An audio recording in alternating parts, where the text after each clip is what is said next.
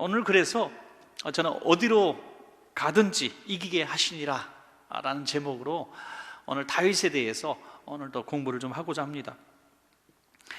오늘 함께 읽으신 본문 내용들은요 좀 지루한 내용일 수도 있지만 다윗이 승전했던 그 전승사를 좀 기록해 놓은 것이라고 볼 수 있습니다. 이게 이름들이 보면 블레셋이 나오고 모압이 나오고 소바가 나오고 다메섹이 나오고 이런 이름들이 나오는데, 사실 우리가 이 이스라엘의 역사를 공부할 때 이런 이름들이 들려가면은 벌써 위축되지 않습니까? 항상 이스라엘 주변국들로서 이스라엘을 늘 침략했던, 그리고 이스라엘은 늘 약속이고 침탈을 당하고 그런 위치에 있었습니다. 그런데 다윗 때에 역전이 되죠. 항상 수탈을 당하고 고난을 당하고 침략을 당하던 이스라엘이 다윗 시대에 최고 강국으로 서게 되는 것입니다. 오늘날까지도 유태인들은, 이스라엘 백성들은 다윗의 시대를 그렇게 그리워한다 그래요. 그런 시대가 없었기 때문에 백전백승, 오늘 그 다윗의 별명처럼 불려지는 그런 시대가 되었습니다. 오늘 1절에 보니까 블레셋을, 그 흉악하고 끔찍했던 블레셋, 늘 블레셋 침공을 받았잖아요. 완전히 정복하는 모습이 나오고요. 2절에는 모압 족속을 점령했는데, 다 정복했는데 두 줄로 착 세워갖고 한 줄은 죽이고 한 줄은 살려주고, 아주 진멸을 하지 않고 그래도 자손들을 좀 남겨두는 이런 또 모습을 볼 수가 있고요. 또 3절 4절은 하닷 에셀을 정복하는 모습이 나오는데 기마병 숫자와 보병 숫자가 정확히 나오는데, 특별히 여기 좀 특이한 것은 그 귀한 말들을 다 힘줄을 끊어버리는 거예요. 백필만 남겨두고. 그 이유는 뒤에 또 나오죠. 또 5절부터 8절까지 보면 다메섹을 점령하는 이런 모습이 나오는데, 특별히 그 소바왕 하닷 에셀을 정복하자 다메섹의 그 아람 사람들이 이 하닷 에셀을 도우려고 지원군들이 왔습니다. 괜히 왔죠. 가만히 있었으면 본전이나 될 텐데 지원하러 왔다가 아주 역으로 이스라엘에게 완전히 점령을 당하고 자기 영토까지 빼앗겨 버립니다. 그래서 이스라엘은 자기가 생각지도 않았던 땅까지, 그리고 수많은 전리품까지 얻게 되고, 이 전쟁에서 이기니까 또 어부질이 복이 하나 생기는데, 그것은 또 그 하마당 도이라는 사람이 오늘 함께 읽은 데 나왔는데요, 하마당 도이가 우리의 적들을 물리쳐 주셔서 너무 고맙습니다 하면서 하닷 에셀을 물리쳐 준 것에 대한 고마움을 어마어마한 물질로 표현합니다. 이것은 다윗이 전혀 받을 이유가 없었던 것이죠. 자기를 침공해서 그냥 맞서 싸워서 영토를 빼앗고 점령한 것 뿐인데, 전혀 예상치 못했던 사람이 와서, 도이 왕이 와서 큰 전리품을 주니까 이걸 가지고 또 큰 부를 얻게 되는 모습을 보게 되죠. 그 이후에 그것을 가지고 또 하나님 앞에 감사 영광을 돌립니다. 그리고 또 10장까지 나오죠. 10장에 계속 나오면은 13절 14절 그리고 10장 에돔 족속, 암몬, 아람, 끊임없이 대적들을 물리치는 장면들이 나옵니다. 그러면 간단하게 설명할 수 있는 부분은 아닙니다만, 이렇게 많은 대적들을 다 물리치고 백전백승하는, 한 번도 패하지 않는 그 모습을 쭉 보여드렸습니다. 그렇게 승리할 수 있었던 비결이 뭐냐? 우리 그걸 배워야 되겠죠. 누가 누구를 침략하고 정복하고 다스리고, 이거보다 승리의 비결이 6절 그리고 14절에 반복돼서 나오는데요, 오늘 한번 6절만 한번 다시 읽어보겠습니다. 6절 시작. 다윗이 다메섹 아람에 수비대를 두매 아람 사람이 다윗의 종이 되어 조공을 바치니라. 다윗이 어디로 가든지 여호와께서 이기게 하시니라. 아멘. 여기 비결이 있습니다. 여호와께서 이기게 하시니라. 다윗이 그렇게 승리할 수 있었던 비결은 여호와 하나님께서 이기게 하셨다는 겁니다. 오늘 거기서 우리는 다윗이 백전백승할 수 있었던 그 이유에 대해서 선명하게 깨달을 수 있습니다. 여러분, 그러면 하나님은 왜 다윗을 이기게 하셨을까? 그것이 궁금하지 않습니까? 오늘 이런 사건들을 한번 보면서 다윗이 하나님의 도우심을 받아 승리할 수 있었던 그런 근거는 무엇인가 한번 생각해 보도록 하겠습니다. 그래서 저와 여러분도 모든 우리의 영역 간의 전쟁 가운데 우리 힘으로 이길 수가 없잖아요. 우리가 페이송을 매번 부를 때마다 저는 가사가 너무 좋은 것 같아요. 나의 힘을 의지할 수 없으니 우리 힘으로 할 수 있는 게 하나도 없습니다. 그래서 하나님의 도우심을 받아야만 승리할 수 있는데 그 비결을 배우셔서 저와 여러분도 모든 영역 간의 전쟁에서 하나님의 도우심으로 백전백승하시기를 축복합니다. 여러분, 할렐루야. 첫 번째로는 다윗이 하나님을 믿고 의지했기 때문이다. 하나님은 하나님을 믿고 의지하는 자가 아니면 도와주지 않습니다. 믿는 자에게 구원을 베푸시고, 할 수 있거든이 무슨 말이냐, 믿는 자에게 능치 못할 일이 없느니라. 믿음을 가지고 의지하는 자만 도와주신다는 거예요. 우리 하나님 왜 나를 안 도와주십니까? 라고 원망하고 탄식할 것이 아니라 내가 하나님을 그만큼 신뢰하고 믿는 믿음을 더 구해야 될 것입니다. 다윗은 전쟁에 나갈 때 하나님을 의지하는 모습이 나오는데, 오늘 함께 읽으시는 8장 3절부터 4절까지 다시 한번 읽어볼까요? 시작.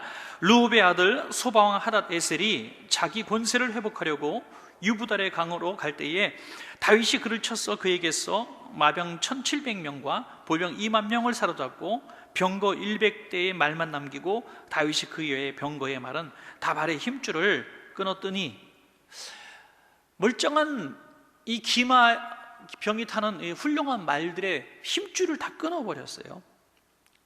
이 많은 말들을. 그래서 전쟁에 쓸 수 없는, 그냥 짐이나 좀 싣고 끌 수 있는 말은 되겠고, 또 말고기 정도 먹을 수 있을지 모르겠지만 전쟁터에서 달리는 말을 탈 수 있는 그 말로서는 기능을 못하는 겁니다. 우리 말로 말하자면 탱크를 개조해 갖고 그 용달차 같은 거 만든 거예요. 네, 리어카 같은 거 만든 거죠. 그냥 우리가 생활에 쓸 수 있는 정도로 했지 죽이지는 않았지만 전투 말로서는 기능을 하지 못하도록 했다. 말을 의지하지 말라, 말의 수를 의지하지 말라는 그 말씀을 그대로 실천한 거예요. 우리가 점점 뭐가 많이 생기고 믿을 게 많이 생기고 가진 것이 점점 늘어날 때에 우리도 모르는 사이에 하나님을 의지하지 않게 되는 거예요. 우리 모두 마찬가지일 거예요. 이번에 코로나 때문에 각 교회들마다도 다 어렵고 기업들마다 어렵고 정말 힘들었어요. 그런데 제일 많이 부르짖고 기도하고 막 금식하고 산기도 가시고 그런 분들 누군지 아세요? 제일 어려운 분들이거든요. 결국에는 제일 어려운 분들이 그렇게 되는 거예요. 어려우니까 더 하나님 앞에 부르짖고 기도할 수밖에 없어요. 그런데 그래도 믿을 게 있고 여유가 있고 그러면 그렇게 다급한 마음이 들지 않는 거 어쩔 수가 없는 것 같습니다. 다윗은 하나님만 의지한다는 그것을 좀 적극적으로 표현한 한 사건이 나오죠. 그것이 바로 골리앗과의 전쟁입니다. 어쩔 수 없이 골리앗과의 싸우는 전쟁에 그가 밀려서 들어갔더라면, 하나님 저 이 싸움에서 어쩔 수 없이 들어왔는데 죽지 않게 해주세요, 이렇게 기도했을 거예요. 그런데 하지 않아도 되는 싸움에 그가 들어갔습니다. 그가 들어간 이유가 뭡니까? 사무엘상 17장 47절에 이렇게 말씀하고 있습니다. 또 여호와의 구원하심이 칼과 창에 있지 아니함을 이 무리에게 알게 하리라. 전쟁은 여호와께 속한 것인즉 그가 너희를 우리 손에 넘기시리라. 아멘. 이것이 다윗이 하나님을 얼마나 의지하고 있는가 하는 것을 보여줬습니다. 눈에 보이는 그 시퍼런 칼, 창, 방패, 어마어마한 거구들, 이것들이 두렵지 않았던 이유는 그것들을 바라본 것이 아니라 그보다 크신 하나님을 바라봤다는 것입니다. 하나님이 자기 손과 함께 하시고 물맷돌과 함께 하실 것을 바라봤다. 모세에게 우리 하나님께서 사명을 주실 때 내 손에 든 것이 무엇이냐라고 물어보시잖아요. 지팡이 하나밖에 없습니다. 지팡이. 근데 그 지팡이에 하나님이 함께 하시니까 홍해가 갈라지고 애굽 군대가 망하고 반석에서 물이 터지고 그 지팡이 하나 가지고 온 이스라엘 백성을 이끈 것을 보게 되는 것입니다. 여러분, 이것은 모세의 지팡이가 한 것이 아니라, 모세가 한 것이 아니라 모세의 지팡이와 모세와 함께 하신 하나님의 능력이었습니다. 오늘 우리가 하나님을 믿고 의지한다는 것은요, 내가 어쩔 수 없어서 그렇게 하는 것이 아니라 하나님이 함께 하시면 내가 가진 지팡이보다 못한 작은 기술, 재력, 건강, 실력 이런 걸 가지고도 얼마든지 우리는 백전백승할 수 있고 회복할 수 있고 승리할 수 있습니다. 이렇게 선포하는 거예요. 이게 하나님 믿는 겁니다. 가게 문을 오늘도 여시면서, 또는 직장에 가시고 사업장에 일을 시작하시면서, 공부하시면서, 또 가정에서 일을 하시면서 이렇게 우리 고백하는 거예요. 하나님, 이 작은 지팡이 같은 마른 막대기 같은 저를 하나님이 힘주셔서 사용해 주십시오. 이것이 우리가 승리할 수 있는 가장 큰 비결이 될 줄로 믿습니다. 우리가 주도적으로 하나님을 쓰는 것이 아니라 하나님이 우리를 쓰실 수 있도록, 이것이 하나님을 의지하는 비결이 될 줄로 믿습니다. 또한 두 번째는요, 승리를 주셨을 때 어떻게 하는가. 이게 어떤 다음 단계로 넘어가는, 축복의 단계로 넘어가는, 만약에 다윗이 한두 번의 전쟁에서 승리했을 때 하나님 앞에 그가 옳은 모습을 보여주지 못했으면 그걸로 끝났을 거예요. 우리가 축복도 한두 번 받고 또 고난이 있고, 축복받고 한두 번 고난이 있고, 계속 우리 인생이 그런 이유 중에 하나가 뭡니까? 하나님이 우리를 계속 축복을 주실 수 없도록 우리가 살았기 때문입니다, 여러분. 그 다윗은 계속 백전백승할 수 있었던 것은 승리를 주신 하나님 앞에 항상 하나님 기뻐하시는 모습을 보였다는 거예요. 그것이 뭡니까? 승리를 주신 하나님께 영광을 돌렸다. 영광을. 여러분, 어떤 기쁜 일이 있을 때, 좋은 일이 있을 때, 하나님이 주신 선물이 있을 때마다 입에서 습관적으로 하나님 감사합니다, 하나님이 하셨습니다, 이런 말이 입에 그냥 습관처럼 나오시기를 주의 이름으로 축원합니다. 여러분, 우리 한번 연습을 한번 해볼까요? 하나님이 하셨습니다. 예, 모든 영광 하나님 앞에 올려드립니다. 하나님 감사합니다. 예, 우리 원천교회 성도님들은 이게 자연스럽게 너무 잘 나와요. 지금요, 입에서 항상 습관적으로 나오신 것 같아요. 근데 만약에 안 믿는 분, 지나가던 분, 그냥 교회 난생 처음 들어왔던 분 한 분 앉혀놓고 제가 이런 얘기를 따라하라 그러면요, 이 말 자체가 다 입에서 돌다가 안 나올 거예요. 왜? 이런 말을 해본 적이 있어야죠. 해본 적이 있어야죠. 여러분, 그래서 우리가 항상 하나님 앞에 영광 돌리는 습관을 갖는다는 것은 그 다음번의 승리를 보장받는 겁니다, 여러분. 예. 지나온 승리를 하나님이 빼앗아가지는 않으세요. 어떤 분이 그런 얘기를 하시더라고요. 저분은 하나님 앞에 그렇게 충성하는 것 같지도 않은데 왜 이렇게 복을 받지? 성도 간의 이야기입니다. 불신자 얘기할 건 없고. 그러면 저는 이렇게 생각을 해요.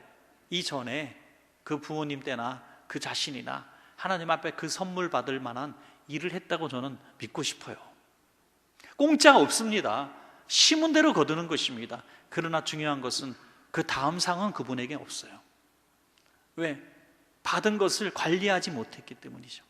그걸 가서 하나님 앞에 감사하고 영광 돌리는 그런 복된 삶을 살아가면 그 다음에 또 축복도 예비되어 있다는 것입니다. 사무엘하 8장 10절부터 12절까지 아까 제가 잠깐 설명을 드렸죠.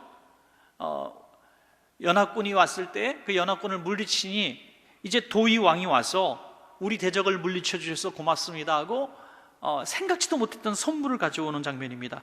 한번 볼까요? 10절부터 12절 시작. 도위가 그의 아들 요람을 보내 다윗 왕에게 문안하고 축복하게 하니 이는 하닷 에셀이 도위와 더불어 전쟁이 있던 터에 다윗이 하닷 에셀을 쳐서 무찌름이라. 요람이 은그릇과 금그릇과 녹그릇을 가지고 온지라. 예, 잘 되는 집은요, 넘어져도 돈을 주어요. 그죠? 넘어져도 돈을 주고요, 회사에서 뭐 실수해서 쫓겨나면 더 좋은 회사로 가는 거예요. 참 희한하죠. 그러니까 잘 되는 사람은요, 복 받을 사람은요, 두려워할 필요가 없어요. 저는 그래서 이렇게 기도하는 것보다는 좀 다르게 기도하는 게 좋겠어요. 이렇게 기도하는 게 뭐냐면, 하나님 이거 안 되면 안 됩니다 하는 거죠. 하나님 요번에 안 되면 안 됩니다. 하나님 이거 안 되면 큰일 납니다. 우리는 생각할 때 이거 안 되면 큰일 날 것처럼 생각할지 모르겠지만 하나님은 또 다른 계획을 갖고 계실 수도 있어요. 또 다른 계획. 어떤 재밌는 영상들이 참 많은데, 어떤 영상에 보니까 왜 어머니 날인가 하는 영상이더라고요.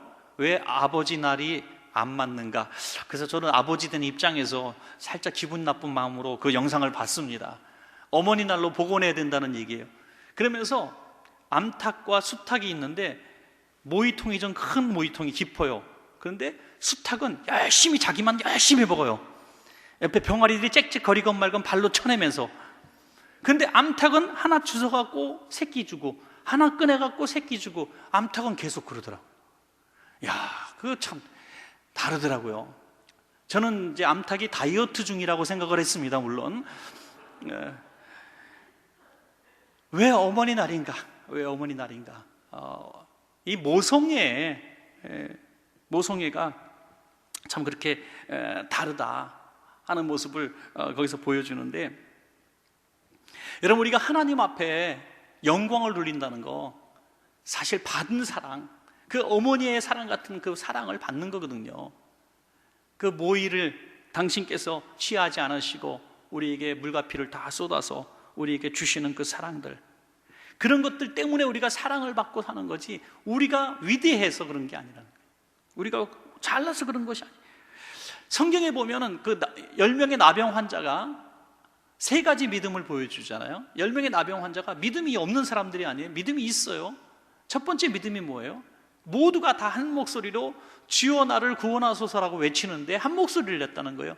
여러분, 어떤 위기 가운데, IMF 가운데, 이런 고난의 시기에, 경제적 환란기에 교회 와서 기도원 가서 부르짖는 기도들 많이들 합니다. 저는 이번 사태 이후에 경제적으로 더 어려워질 거라는, 참 경제적, 전 세계적 침체가 올 것이라는 그런 전망에 대해서는 부인할 방법이 없잖아요. 사실 눈에 훤히 보이는 정말 어려운 시기가 올 겁니다. 그러나 중산층 이상 뭐 이렇게 잘 구조적으로 잘 사는 사람은 좀 모르겠지만, 좀 어렵게 사는 분들이 더 많이 어려워질 것 같아요. 또 젊은이들, 취업 못하는 청년들이 너무 많을 것 같아요. 이런 시대 속에서 참 고난이 많을 텐데, 저는 그래서 한 가지 생각하는 게 뭐냐면, 교회는 더 부흥할 것 같아요. 교회는 더 부흥할 줄로 믿습니다. 원초적인 믿음, 진짜 본질로 회복, 하나님 앞에 와서 부르짖지 않으면 살 수 없는 이런 환경들이 많이 만들어질 거예요. 그래서 교회는 더 기도하는 집이 되어야 될 줄로 믿습니다. 더 많이 기도하고, 더 많이 정말 여기서 울어야 되고, 여기서 하나님 앞에 정말 우리 자녀들을 위해서, 자녀들이 살아갈 세상을 위해서 우리 부모님들이 많은 눈물을 흘려야만 우리 자녀들이 살아갈 수 있는 그런 어려움들이 올지도 모르겠습니다. 어쨌든 이 10명의 나병 환자는 그렇게 부르짖는 믿음에 대해서는 동일했어요. 그건 그거밖에 방법이 없었기 때문에 이게 기초적인 믿음이에요. 두 번째 믿음은 뭐예요? 너 제사장의 몸을 보이라. 순종하는 믿음이에요. 그런데 여기까지 했단 말이에요. 모두가 내려가다가, 제사장에게 몸을 보이려 내려가다가 나음을 입었다고 성경은 말씀하고 있어요. 여기까지도 대단한 믿음인데 마지막 단계의 믿음에서 다 무너졌어. 이게 뭐예요? 하나님께 영광 돌리는 믿음이에요. 단 한 명의 이방인만 돌아와서 예수님께 감사하다고 살해했다. 살해했다고 해서 뭐 금은 보화를 드린 것이 아니라 그냥 엎드려서 절한 것이죠. 뭐가 가진 게 있었겠어요. 그런데 하나님이 그거를 영광으로 받으시고 살해로 받으셨고 믿음으로 받으셨다는 것입니다. 여러분, 저도 목사이지만 우리 신앙생활 하면서 하나님 앞에 영광 돌려라, 하나님 앞에 감사드려라 하면은요, 꼭 뭘 생각하냐면 이걸 생각을 해요. 이게 뭐예요? 한국 사람은 이렇게 하고 서양 사람은 이렇게 얘기하더라고요. 돈을 생각해요. 돈. 여러분, 나병 환자는 아무것도 없었어요. 그런데 구원 얻는 믿음을 선물로 받았어요. 정말 우리는 물질에 대해서 좀 자유로워질 필요가 있어요. 강박관념을 가질 필요가 없어요. 그냥 감사해야 되는 순간에 내 입술로, 내 정성을 다해서 정말 하나님 앞에 엎드려서 하나님 감사합니다, 하나님 너무 고맙습니다라고 진심으로 하나님 앞에 고백하는 순간, 그것이 구원 얻는 믿음으로 받으신다는 것입니다. 다윗이 뭘 못 드렸겠어요? 다윗이 뭐가 없겠어요? 오늘 다윗이요, 어마어마한 거 수없이 드린 건 아닙니다. 오늘 여기 어부지리로 받은 선물, 도의가 가져온 이 금그릇, 은그릇, 녹그릇, 이런 모든 것들을 하나님 앞에 드리는 모습이 나와요. 하나님, 이건 내가 얻으려고 얻은 것도 아니고 거저 주신 전리품들입니다. 그리고 괜히 왔다가 지원군으로 왔다가 망해버린 그곳을 침략해서 전리품도 가져오고 이걸 하나님 앞에 드린 거예요. 그럴 때 하나님이 그 다음 승리까지 주시고 이 나라에 평화를 주셨다는 것입니다. 항상 성경의 어떤 인물을 봐도 마찬가지예요. 하나님의 복을 한 번씩은 다 주시는 것 같아요. 여러분, 복은 다 주셔요. 그런데 이 복 이후에 우리가 어떻게 살아가는가, 이걸 어떻게 관리하는가, 하나님께 영광을 돌리는가, 자기의 영광을 구하는가. 사울왕도 얼마나 많은 복을 받았어요. 존경받는 왕이었습니다. 그런데 사울왕은 하나님을 영광을 돌린 것이 아니라 자기의 기념비를 세우잖아요. 자기의 이름을 남깁니다.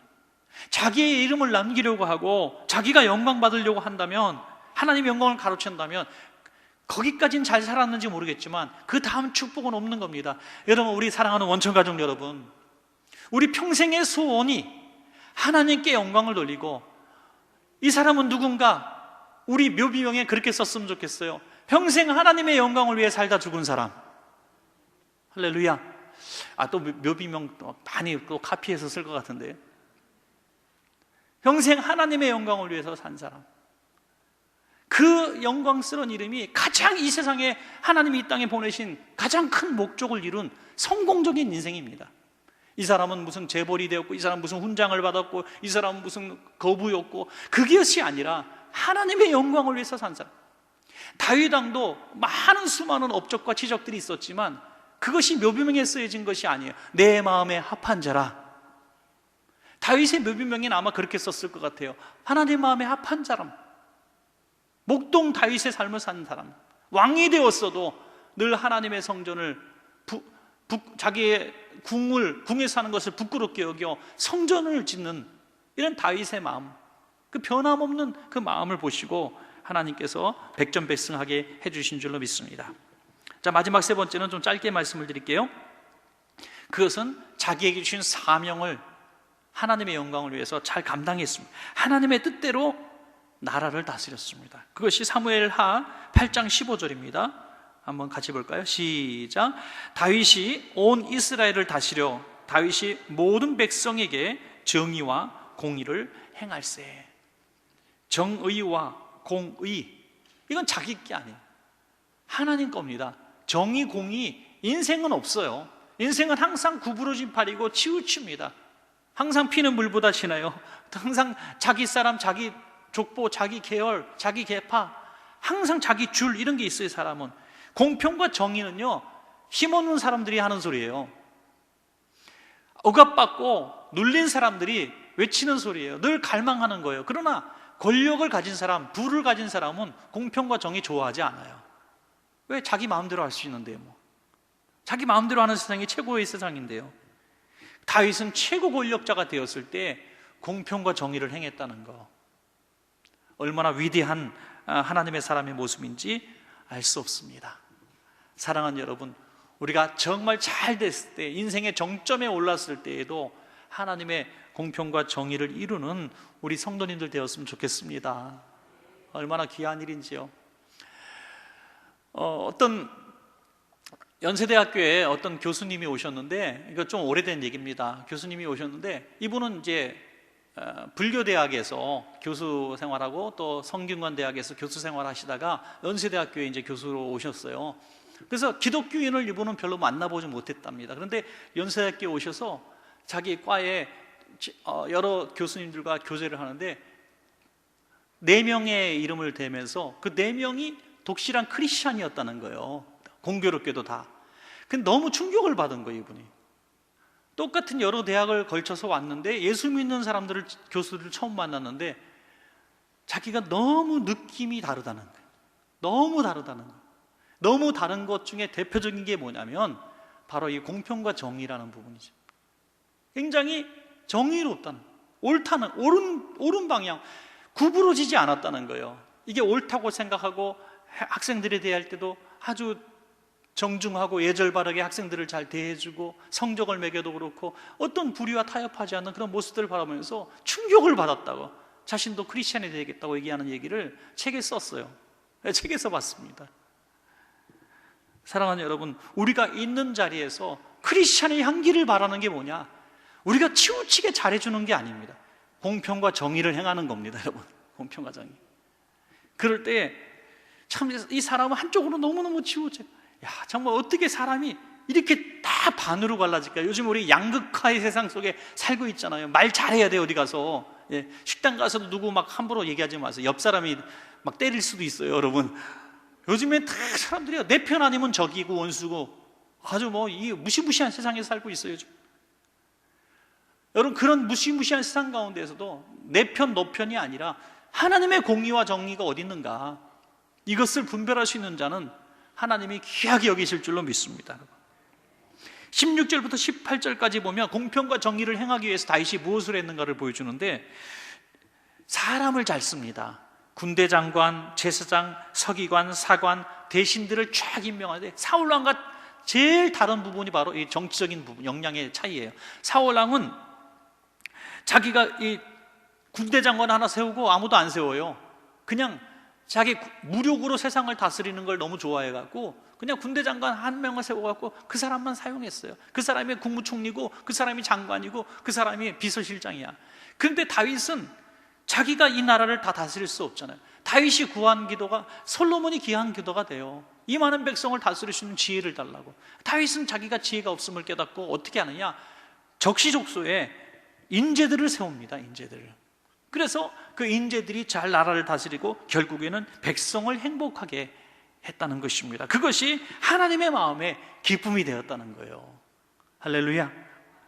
여러분, 우리가 살아갈 때 우리 고집대로, 우리 계획대로 아니라 하나님이 기뻐하시는, 우리가 맡아진 일을 제일 잘하기 위해서 사업을 하시는 분들이든지 어떤 무엇을 하든지 가장 이 일을 잘하기 위해서 하나님의 지혜를 구하고 또 도움도 구하고 또 이렇게 지혜로 조직을 잘 갖출 수 있는. 그래서 우리 성도님들도 사업을 할 때도 뭔가 장사, 뭐 기업을 또 직장을 다닐 때도 정말 잘했으면 좋겠는 게 뭐냐면, 자기 고집, 자기 배운 지식, 자기 경험, 이건 뭐 너무 과신하면 안 되는 거예요. 하나님 지혜를 주시고 지혜로운 사람을 붙여주시고 또 지혜로운 사람을 만나게 해달라고 기도하는 것이 너무너무 중요합니다, 여러분. 그래서 꼭 여러분 성공하시기 바라요. 우리 교회에서 정말 우리 자녀들이 과학적으로도 요즘같이 이런 어려울 때에 우리 원천교회 성도가 백신을 개발했다,